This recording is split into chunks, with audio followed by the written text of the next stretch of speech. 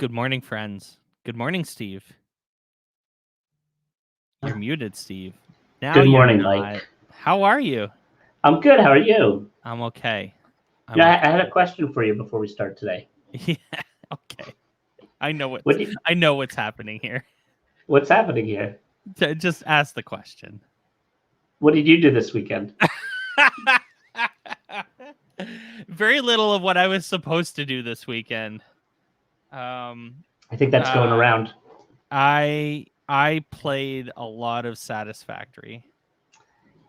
Yeah, as You did know what? I I. won't lie. It's the first time in years, maybe even like a lot of years, that I left a computer on with a game running in order to affect the game. Like Right. I've left like games of Civilization 5 running on my computer just because I didn't want to save it. Or at one point I used to think that Civ 5, the game kind of changed if you saved it and then started it again. I don't know if that's true or not. I don't know. Conspiracy theory. You But like that the attitudes of the world leaders you were playing against were like reset or something. Anyways, yeah, well, I'll tell you. First off, I blame you. good. It was funny because you're like, oh, buy this game, buy this game. I'm like, I don't know. And so often I buy the game and I play it for 20 minutes or a half hour because we played online together once. And I'm like, all right, that Yeah, was kind of cool. Maybe we'll go back to it someday. yeah. This one was a little different. And but it brought back a little bit of a sort of some flashbacks and some bad memories for me too, because you know what it's like? It's like a cool kids version of Farmville. And I don't know if I've shared this with you, but I definitely had a Farmville problem for a while way back, where I would be like, I remember times, I'd be like cooking dinner or something, and I'd be like, okay, wait, before I do that, I gotta, start these crops because they take 15 minutes, and then when I'm done cooking the dinner, I can quickly harvest the crops before we eat, or before bed, I've got to harvest or plant these crops because they're 8-hour crops. And that game was horrible in terms of forcing you to do that, because Oh boy. if you had 8 hours to harvest the crops, like, so in 8 hours you harvest them, but if you don't harvest them, then within that next They 8 die or hours whatever, they right? die or whatever. Sure, So yeah. it's like talk about a game ruling your life. So I'm just, I have to gauge this game a little bit but I do, but it is fun and it's pretty cool, and it's like neat to see the tech tree evolve. And that's really what the game so far seems to be about, more than anything. Yeah, and it's really hard. So anyways, it's I'll tell you, welcome everybody who's watching on Steve Isaac's channel. We're also live on the Inside Participate channel. If you're interested, we're doing the Gone Home game study. Everyone can hear you typing. I know.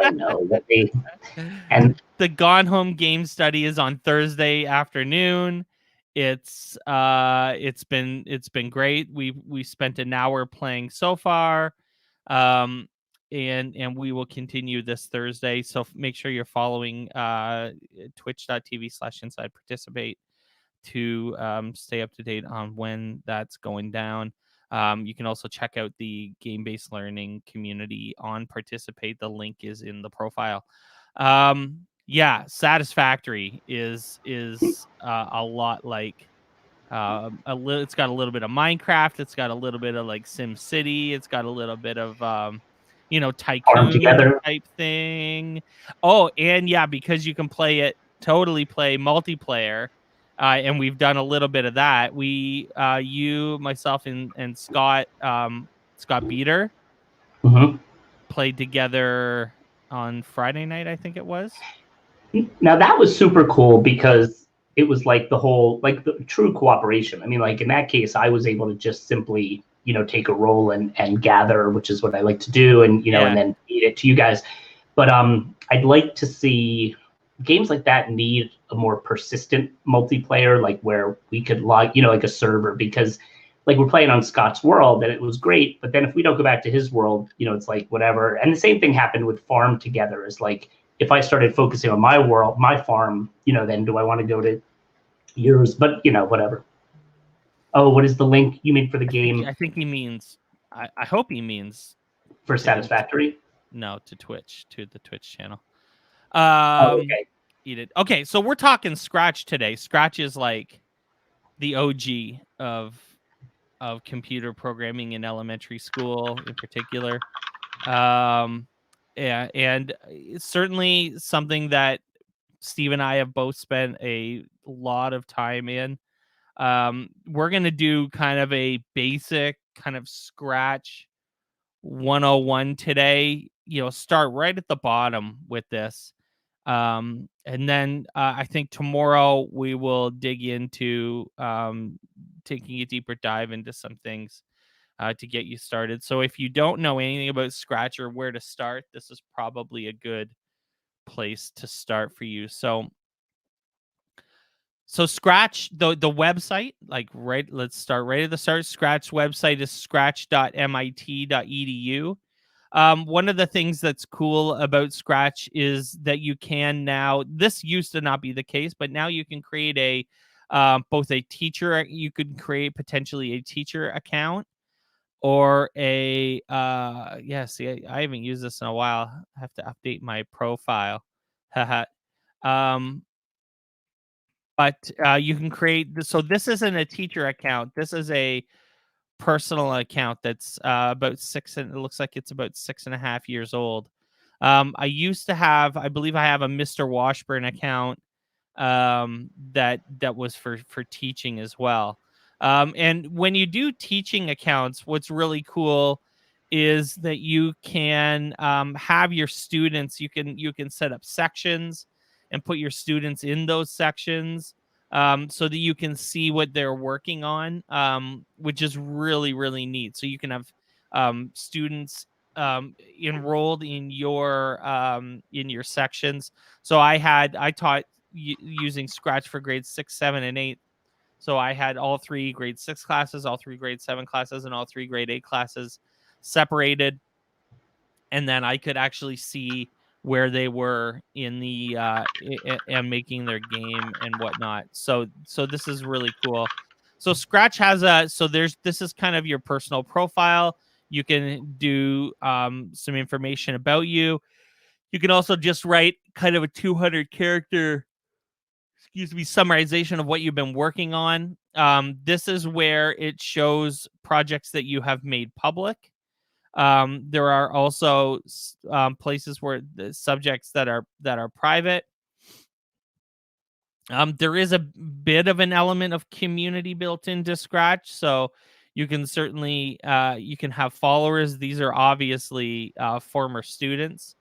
I would be interested at some point in seeing how many of them are still using Scratch. I won't do that today though. I'll tell you, if I could chime in there, the community in Scratch is tremendous. I mean, I think that was one of the biggest selling points of Scratch is how beautifully they created this community, the ability and with a moderated community, really good people behind it.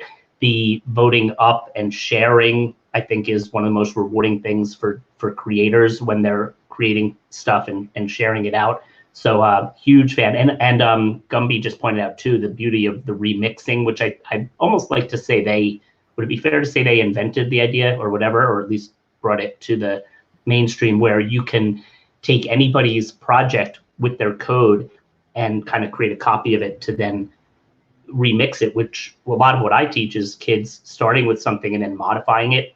So it lends so well to that. So, and I do that sometimes, just even when I want to save a version of someone's game, so that I have a copy of it. So, like for example, I have this file from a good friend. Actually, this is a good shout out, Lisa Floyd.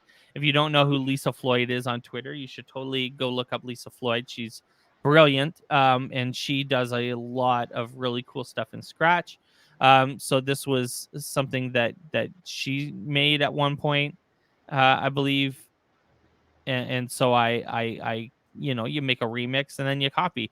You find a cool game that you like, you can click remix. It'll save a version of that in your file. So if you didn't know, I mean, Scratch has a full out, it's a game engine, so you can play games. And what I really like about Scratch, or what I remind people all the time about, is that Scratch is only as complex as you want it to be, in the sense that you can still create like super great looking fun games. Like you could easily see a game like this. I'm doing really well here, so I want to kind of keep playing. You can create Good like job, Mike. this game could be on iOS, right? It's just as good a graphics as any game that you would potentially play. The music was loud too, so I had to turn it down.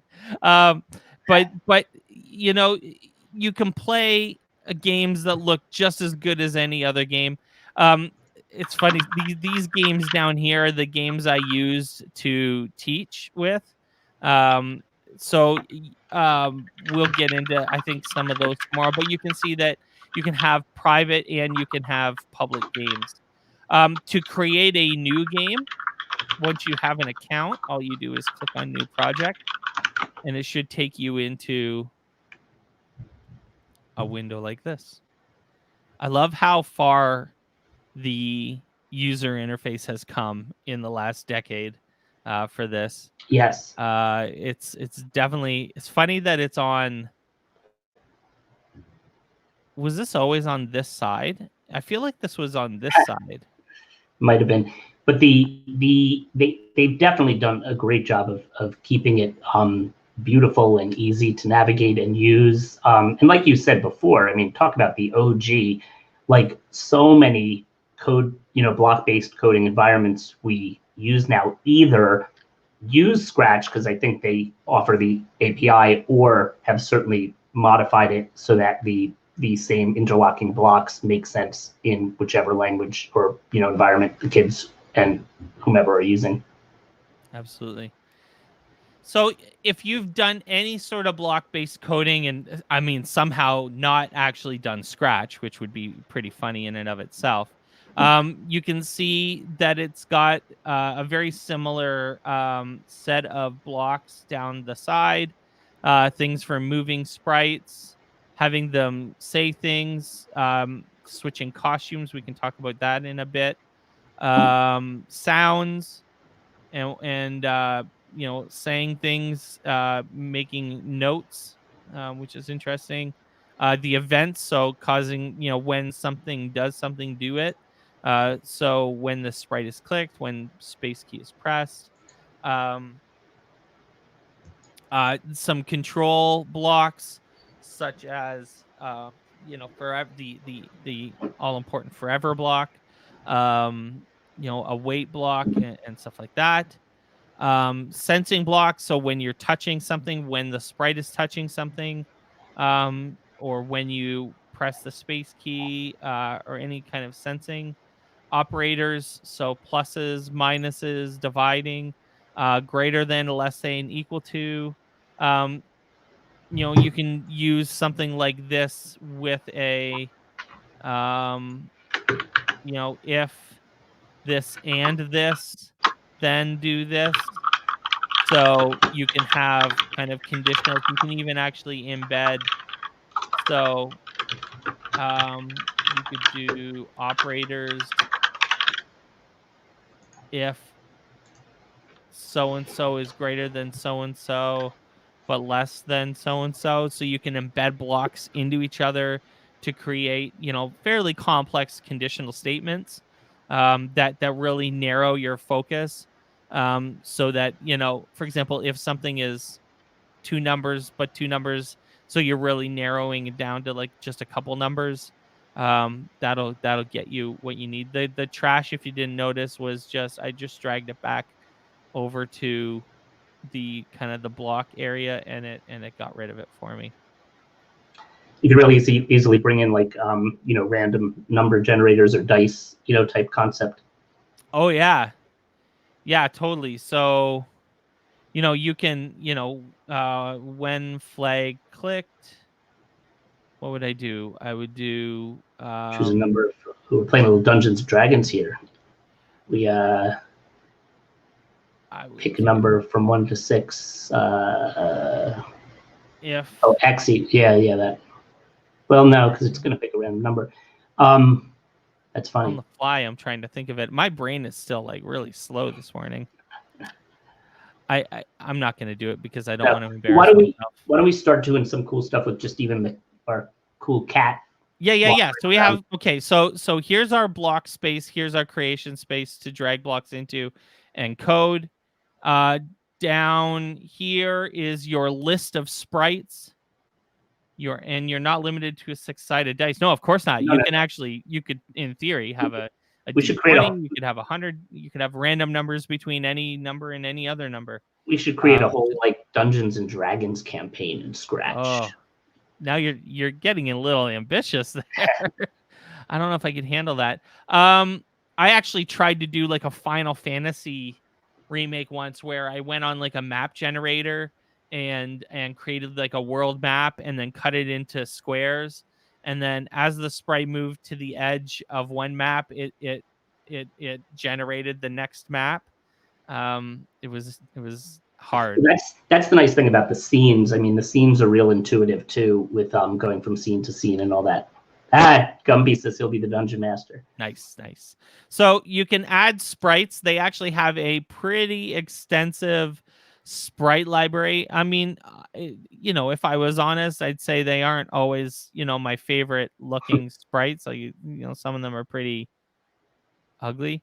There are what I do like for a lot of them. So a lot of them have, here we go. This is a good one. So for a lot of them, they have multiple what are called costumes. So on the left side here, when you load up this sprite, it actually has, this will date us maybe a little bit, but back in the day, I used to walk 6 feet in the snow both ways to school, uphill. That's the joke. I thought it was funny. You didn't think it was funny? No, it never gets old. It never gets old. It's a classic joke. So back in the day, you used to buy these little flip books. You remember? And you used to flip through them, and they had an animation. And as you flipped, it went really fast. You flipped through the pages super fast, and you could see it animate. Think of that. This is the way I describe this. So this is page 1, 2, 3, 4, 5, 6. Each page has a different view, and you can see that as you flip through it, it animates. So the way to do this, for example, is when looks next costume, and I'm going to repeat that. Repeat. What? I think this will work. What did you put as the first one? Is that forever? Is that what you have in there? Yeah. Well, you don't need the repeat 10 then. Just do it forever. Is there is there just, where's the just? See, the other thing you might want to do is think about, and this is where the critical thinking sometimes comes in, like depending on the state of is this a unicorn or a horse? This is I think it's a unicorn, buddy. Okay. Yeah, there is a horn on it. So like when the unicorn is standing still, it would be using only one costume, and then I need the next costume. Yeah. And that's where when you press the right key and it moves to the right, it also keeps changing the costume in a loop until you stop moving. There we go. It's running very fast. Yeah. If you wanted to slow that down, Mm. You could do control weight and change that to like 0.25, Mm-hmm. which that would. Dun, dun, dun, dun, Oh, see, there we go. We're both thinking the same thing. So there is the epic unicorn prancing. Very, very, very nicely, gracefully. Might be could be a little faster. You could do Yeah. 0.15. Mm. Now that's Greece. I feel like that's pretty good. We should add a background. Sure. I'm feeling this. So, backdrops. Over here on the far right-hand side is backdrops. So right now we're looking at a blank white backdrop. By the way, this is your play space if you hadn't figured that out yet. Your play space is here. So this is your coding space. And I think that yeah, so this is your play space and your coding space. This is your sprites. This is your backdrop. We're going to add, we got to find like a field of some sort that seems appropriate for Epic Chariots of Fire Unicorn. Right. That's exactly it. That's exactly it. The woods? Do we want it running through the woods? Maybe. Oh, that looks pretty good. Ooh. We could. Okay. Okay, Steve. You ready? Yeah. So now we need to have the unicorn move from one side of the screen to the other. So when flag clicked, we're going to do control. No, we're going to do looks. And we're gonna glide. Where's the glide? I need motion. Here we go. Glide. 1 second to. I need it to be like totally off screen, basically. Do you have it moon dance onto the screen? So we're 268. So what I'm doing here is I am so when you move a sprite around on the space, so the space has an X and a Y axis. X being horizontal, Y being the vertical. And so I can see where my unicorn is in the XY space by looking here when I have this sprite selected. And at that point, I can drag this basically kind of off screen. And then I can set this to 284 minus 57. Well, that's where it's gliding to. I gotcha. Oh, 284.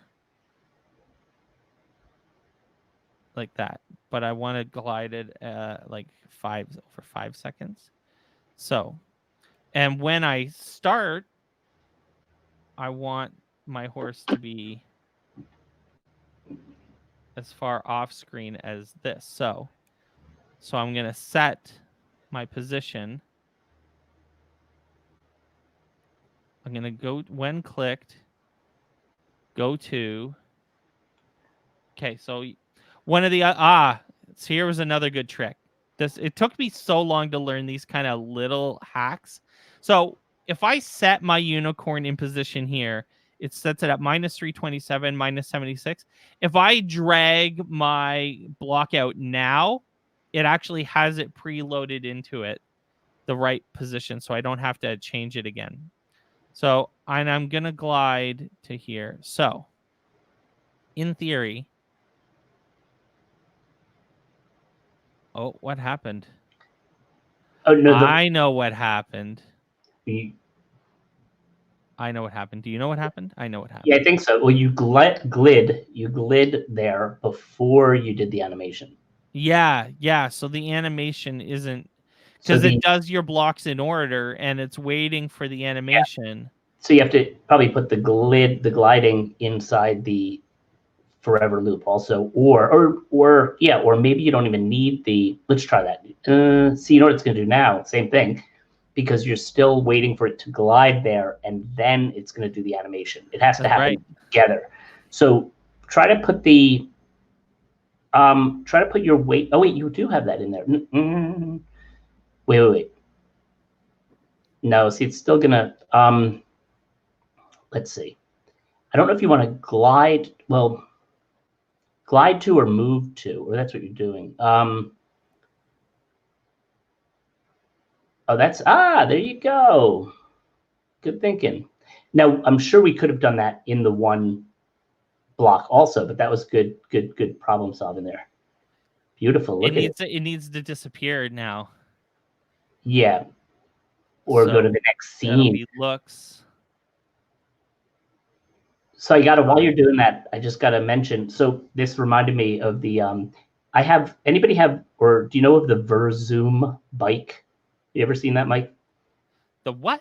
Verzoom. No. So I have a Verzoom bike that I bought a long time ago for school, and the Verzoom bike allows you it connects to your VR, and you're playing in VR and you're riding a bike, and it has all these different games, like one that's you're really in a bike race, one that's you're shooting tanks and stuff, but it's all by pedaling and tilting and stuff.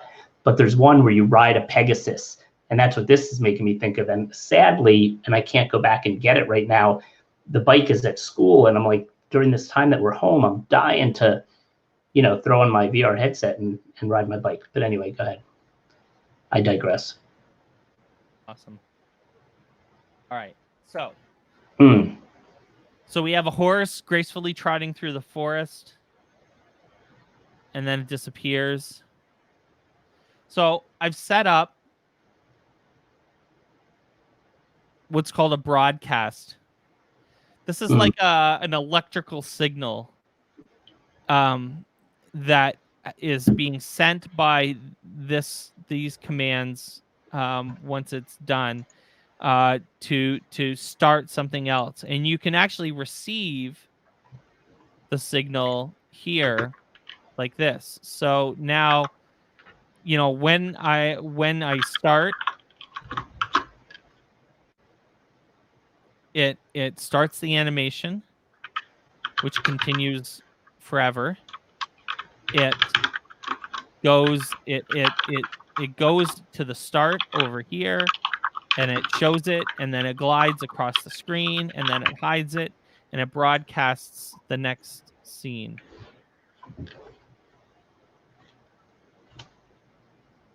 A few people who work at Classcraft have bikes like that. Nice. Like there's Peloton. Peloton's really cool. Yeah. And Verzoom, what you could also buy for your regular stationary bike at home is just an adapter that actually gives the signal or connects to your VR. So then you could use any bike, but I happen to have the one that was actually made by them, which is kind of neat. I have this is getting off track a little, but I have a Zwift, like the Zwift with the trainer. So I have a road bike, and then I have a bike trainer, a tax bike trainer, and then I ride my bike on Zwift, ZWIFT, Zwift, and it's really cool for riding as well. So when I receive scene 2, so here's what we want to do, Steve. We want to ride through a different scene. So we need to add a second backdrop. So I'm going to click on choose backdrop. Do you want to go to Malibu? I would like to go to Malibu. I've never been to Malibu. I like riding my unicorns on the beach. Uh-oh. Did I override the old backdrop? I did. Where did the forest go? There's the woods. I want to. There should be just add scene, no? But I think you need to add a scene and then add the backdrop to that scene. Backdrops. Sorry. Here we go. Woods. Okay, there's Malibu. Right. So I've got it. I was I just got to add a new scene. Yeah, you got it. yeah. So there's my Malibu. So I got Woods, and now I have Malibu. Okay. So for Malibu, oh, this is interesting. I've just totally lost my. Did I like lose my code? It's in the. You should have two different scenes that I totally have. lost the code. You shouldn't have. That's annoying. No. Go back to your characters or your Is there an undo? No, what I did was I deleted. I had added the other backdrop and deleted the wrong one. Mike. Mike. Oh wait. There it is. Oh, what am I doing? I had a panic attack there for a second. Okay. See that? But wait, that brings up a good point though, because I've had this all the time. So right now you're in the object or the character for the Pegasus unicorn thing. Yeah. When you're in the background or the scene, you're looking at that as if you're going to edit that. So it is important to know because the unicorn or whatever always has that coding to it, right? Yeah. So wherever you place the unicorn, I believe it'll have that coding. Yeah, and so what's cool about this is that every kind of element can have its own code base. So each backdrop can have code specifically in it. Like this is a coding space just for the backdrop. And when I click on my sprite, this is the code just for that sprite. Mm-hmm. So that's the difference. So I want to change looks. I want to switch backdrop to when I receive this. I want to switch backdrop to Malibu.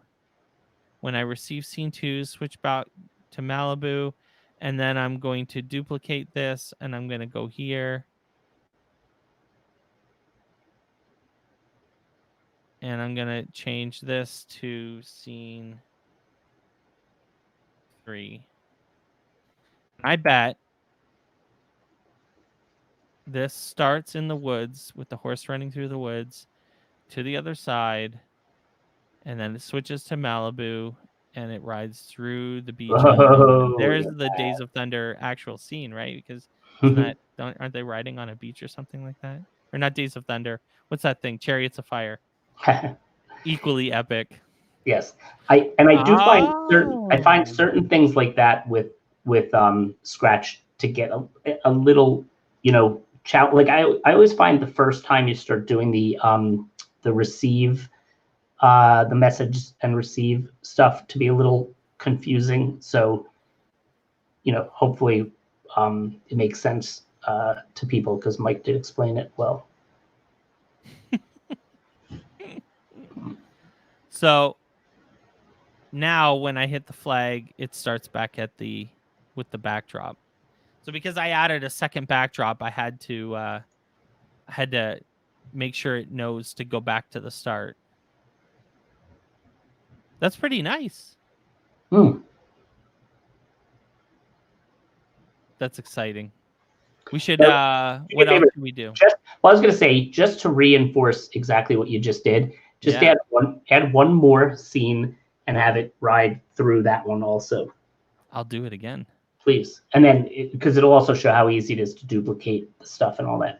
Yeah. So we're going to go to stage, backdrops.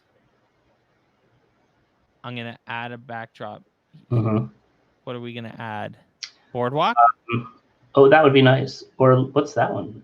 What's that field at? There's lots of nice That's ones. Good. Yeah, let's ride on the boardwalk. Cool. I mean, because we're already at the water in Malibu. It's funny that we're I'm longing for the outdoors a little bit. Just a little. No weird way. I'm not an outdoors person. Okay, so I have a new backdrop in my backdrop options. It's called Boardwalk. And so I'm going to go back to my unicorn. I've already set up a broadcast scene 3. So when I go You should to just duplicate events. that whole thing. Duplicate that whole thing. Yeah. Sorry. Yes. Duplicate when I receive scene 3. So that's it. Right. You have to change the backdrop. Switch backdrop to Boardwalk. Yep. And I can add a new message here. Scene 4. We could do this all day. Yeah, and the nice thing, of course, too, would be as you make it an interactive game, in a sense, what you've just done is created the first 3 levels, at least the environments for possibly the first 3 levels. Boardwalk, here it comes. Oh, nice. Now, for the boardwalk, maybe you have to change the Y a little bit. So the horse, well, though the horse would probably find it more comfortable to run on the sand than the boardwalk. Maybe. So, I wonder.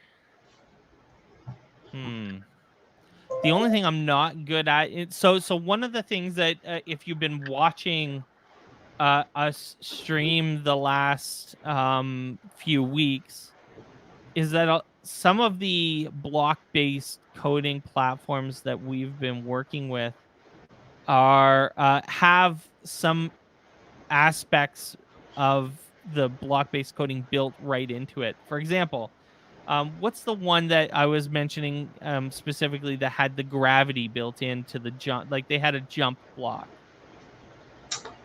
I can't remember which one it was. Thanks, Andrew. But one of them had a jump block, and so you didn't have to program like gravity. Oh, that was maybe Game Fruit. Yeah. See, with the problem with Scratch is that you actually have to. Well, it's not a problem. It's just it's the difference. Scratch can be incredibly complicated. Yeah, and I'm sorry. It's good that you bring that up because one of my points of frustration at times with Scratch, and not that it's it's a problem to solve, but I always found that the gravity, when you try to make platform games, I always found that it gets very glitchy very easily. So like your character will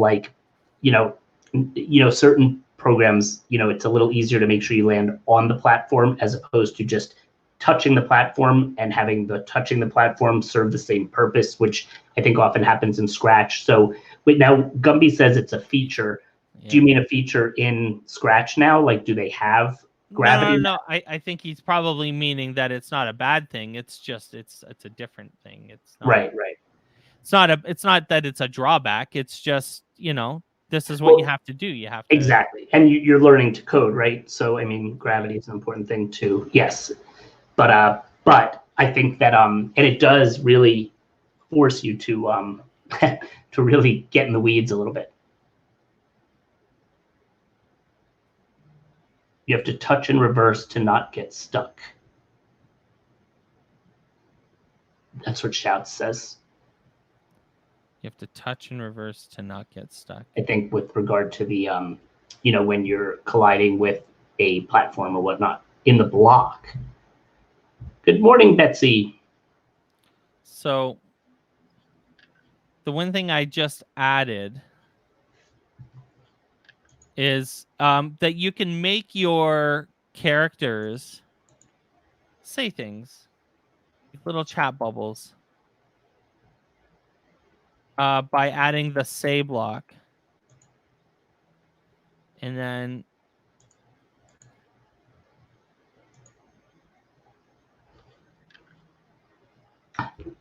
yeah, now that's a great point too, Mike, that Betsy brings up, and that's so awesome, especially as you use Scratch a lot, is that you can create a function and save them in your backpack, and that's the idea of like, which is so important for efficiency, is to write your own code and then continue to have it.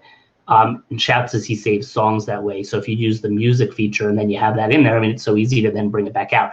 Which brings the question, how shareable is your backpack? Like, in other words, is that something where I can do a function and share that out? Because, yeah, totally. Yeah, you can go to someone else's backpack Really? Because that's think one of the so. things, a lot of these, Totally like, had my students doing that. we often talk about how some of these platforms, like with Minecraft, let's say, and Code Builder and MakeCode, it would be great if we could more easily share, snippets of code or functions, and even things like that. So that's great that you can do that in Scratch.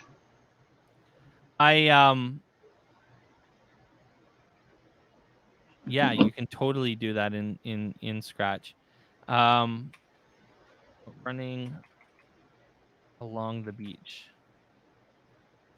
So if you didn't notice what I was doing, I had messed up again by putting in a timer related to what they were saying, and that timer had to expire before they did any of the rest of the actions. That's not good. Yeah, I love that's also I good track, and love that is so huge, that remix component. Oh yeah. Yeah, we can totally maybe remix something too. So there, I'm running through the woods. Oh, I'm look, running along the beach. we've got narrative in our game now. A narrative, yes. I'm running on the boardwalk. It reminds me of every children's story ever written. So there we go. Yes. Oh, and This Betsy is it. says you might use it. Which is a great project idea too, right? To have kids write, like older kids write interactive stories, and even take your favorite story and recreate it in Scratch. We used to do that. I like that kind of thing. So there we go. We kind of need music. Yeah. We kind of need the Chariots of Fire Da-da-na-na-na. MP3. I wonder how fast I can find the Chariots of Fire MP3. Now that's a good question too. Can you just plain bring an MP3 in, or do you have to use, because they also have their little music maker thing.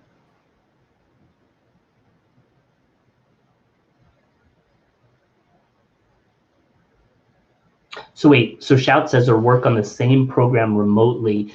When you say that though, can you like push and pull changes to the same program, or is it more like the different remixed versions become separate versions? Ask that again.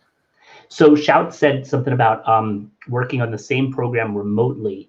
So I was saying, can you, like, all right, so here's a good point. The other day we did a session on GitHub and MakeCode, so that you can get into a habit of working collaboratively through GitHub.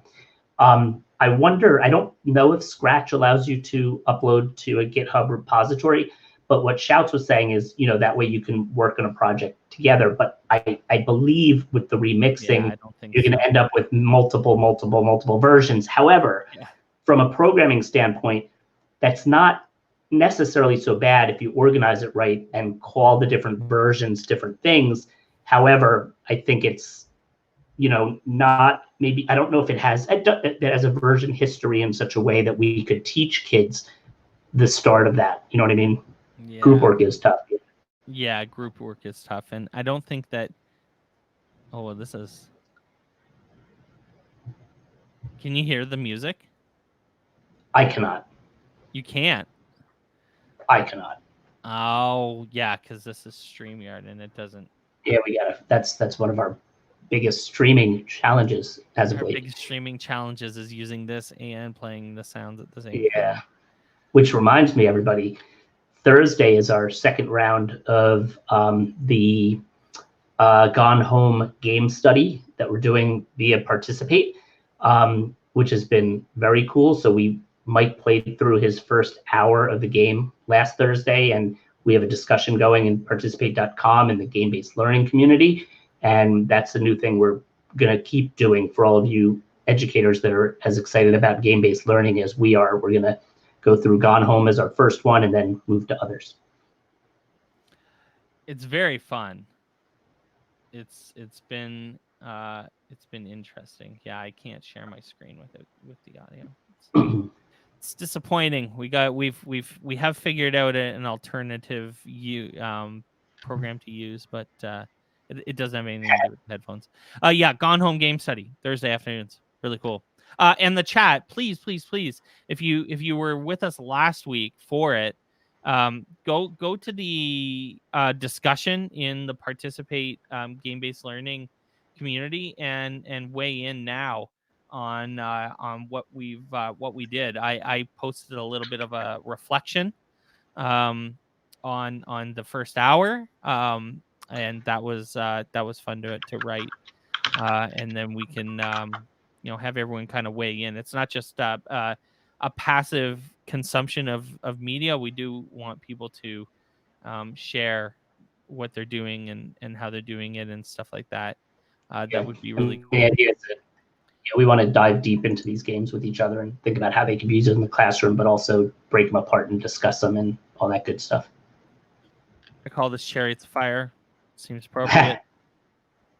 And we're going to go back to the game. So let's find a game.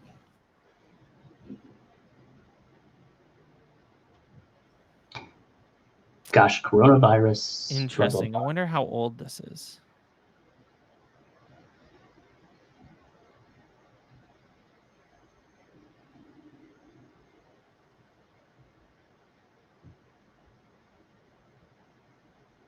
I wonder if he's been. So this person here, H. McCartney, was one of my best Scratch coders in the Game Design Challenge. When was this made? February 18th, 2016.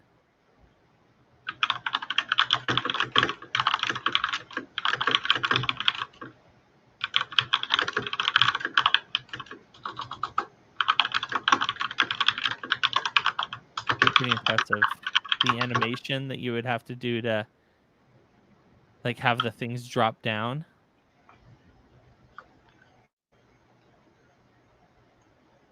Does he have the real good jump scares in here? I don't. Yeah, it's great. Oh wow, look at that! The different map of the rooms and stuff. How cool is that? I don't know what that is. That was scary.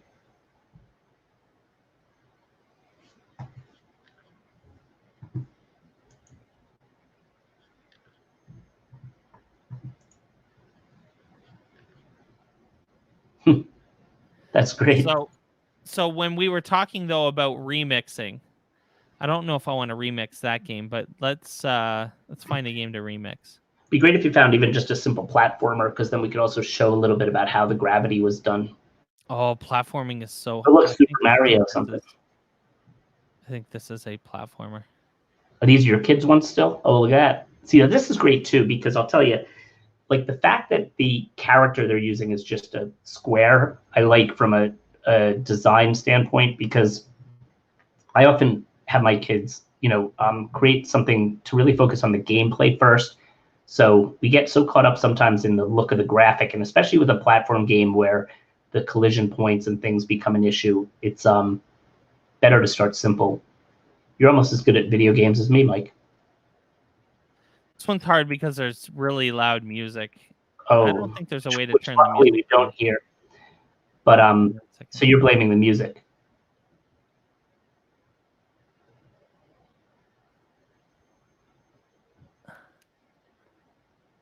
That's an interesting point too. You could probably, where are the sounds? I don't see any sounds. I think you're lying about the music.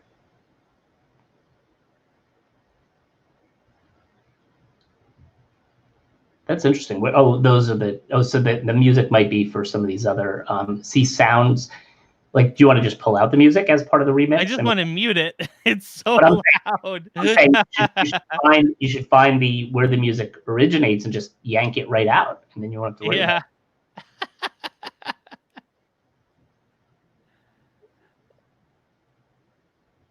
Oh, it could be on the background, Betsy says too. Oh.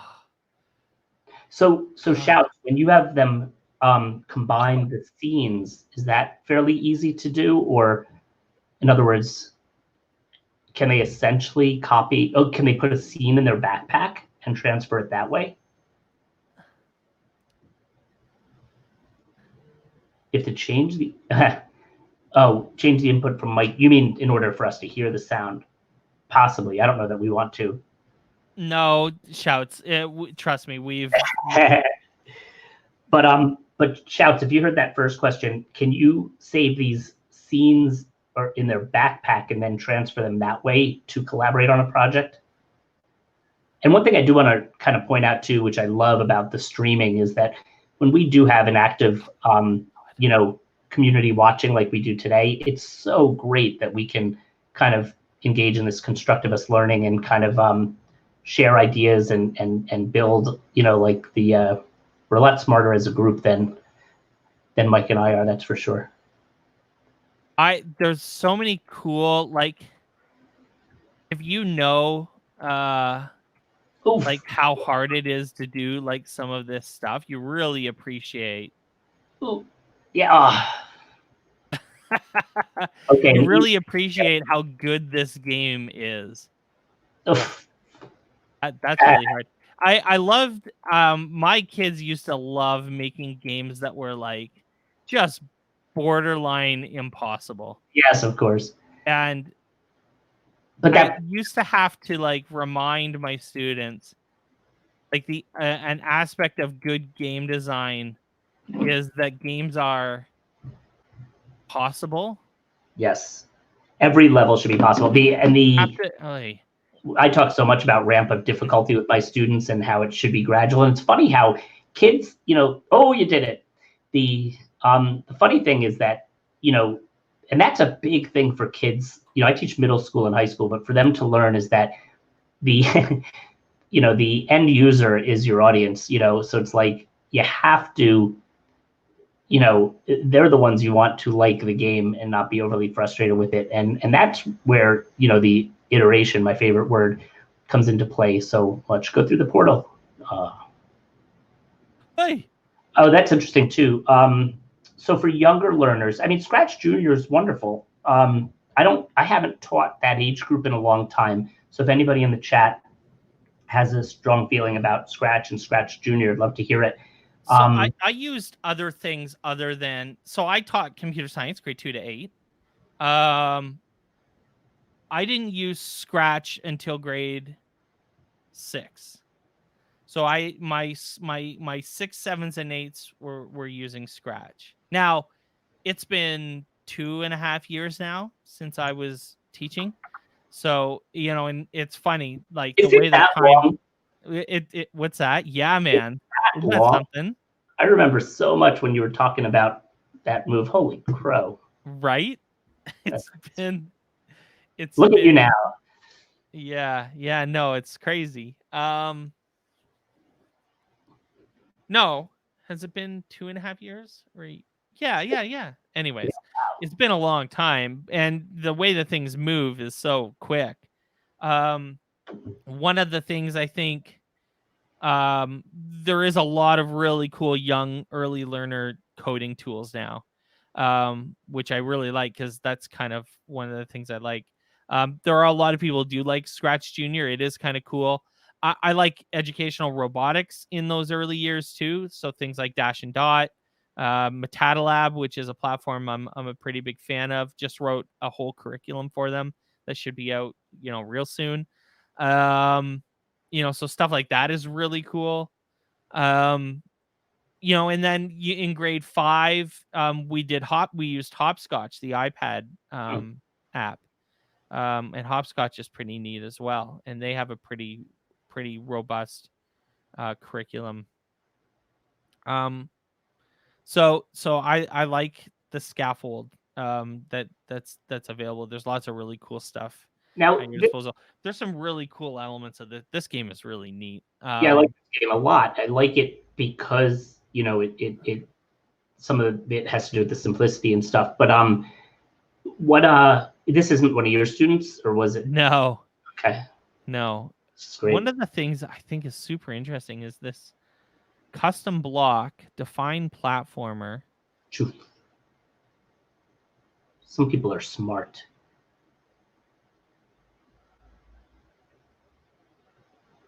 platformer. See, this is the even what's really cool is this trail. Like, so they made a variable called trail that's related to, if you notice when you move, like there's a little like trail behind the character. See that? Yep. Oh, yep. And I love the simplicity too of the eyes moving. Yeah. Which would be yeah, so there's like this ghost trail, which is really, really cool. So there would be costumes, there'd be multiple costumes.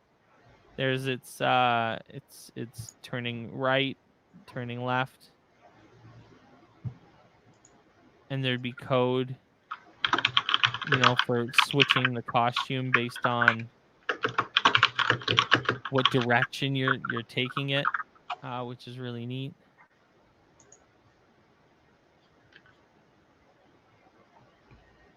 Boy, oh boy. The this is really cool too. This is the bubbles.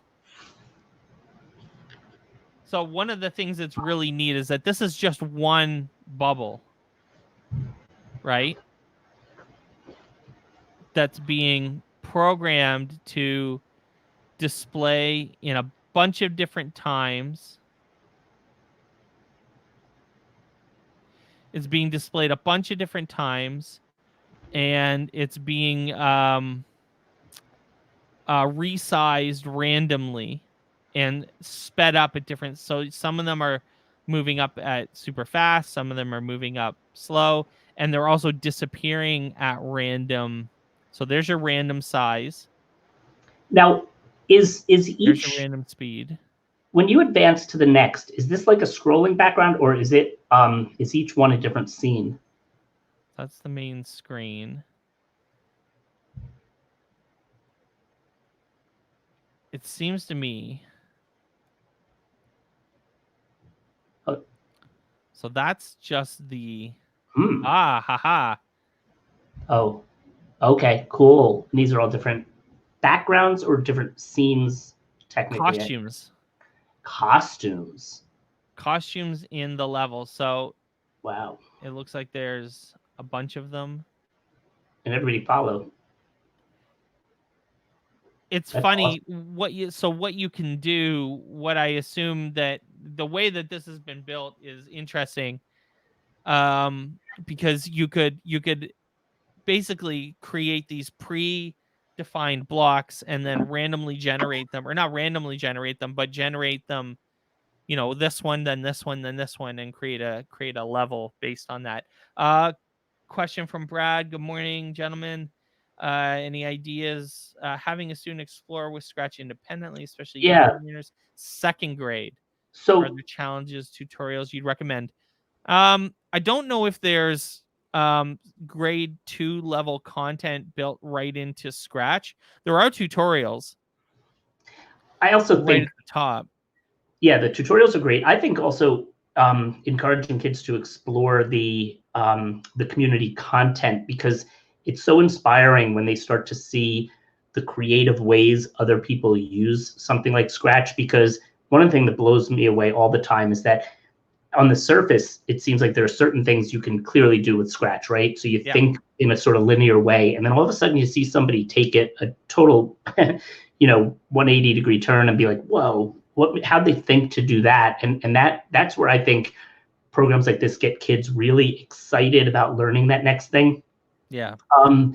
Another thing, I'll just say, because we're running out of time, but I believe Mike and I are back at 3 p.m. Eastern today, and noon Pacific, and I think we're continuing work on our epic Minecraft roller coaster, if I'm not mistaken.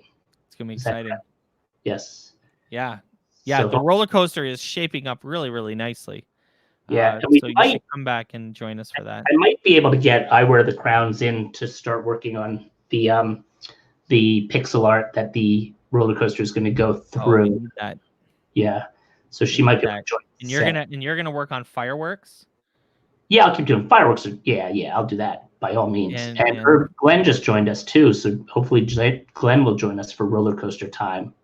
It's like peanut butter jelly time. All right, friends. It was Great having you this morning. Thank you We're, for we're joining us. continuing. I'm sorry, we're continuing tomorrow, right? With Scratch 102.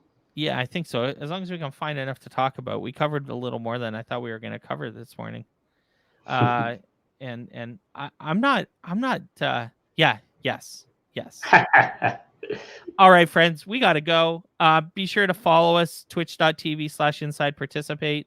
Follow Steve Isaacs on his channel as well. Drop in anytime and say hi. We're happy to have you. Both Steve's channel and the Participate channel will have these on YouTube shortly in the next day or so. And we'll see you this afternoon at 3:00. Thanks, everybody. See ya.